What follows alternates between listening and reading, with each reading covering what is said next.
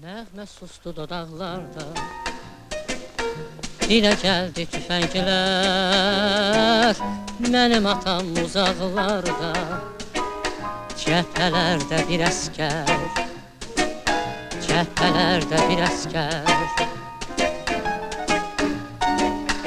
Anamızın laylaları nənnilərdə pozuldu, arzuladıq ilk baharı, İstəyimiz yaz oldu, İstəyimiz yaz oldu. Səni uşaq, sən bizdən uzaq düşdün artıq.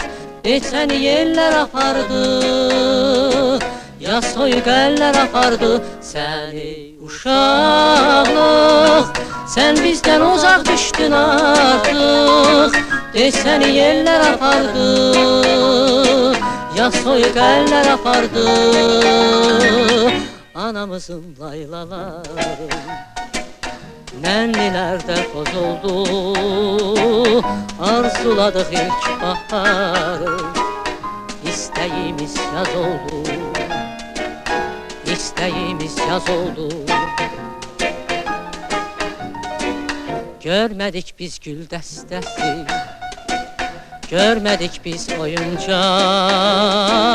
ata səsi, ana səsi eşitmədik doyunca, eşitmədik doyunca. Öz qoynun aldı bizi, bu buruqlar şəhəri, yar böldük dikəmizi, gözlədik al səhəri, gözlədik al səhəri. Səni uşaqlıq, sən bizdən uzaq düşdün artıq. Səni yellər apardı, ya soyuq əllər apardı. Səni uşaqlıq, sən bizdən uzaq düşdün artıq. Səni yellər apardı, ya soyuq əllər apardı.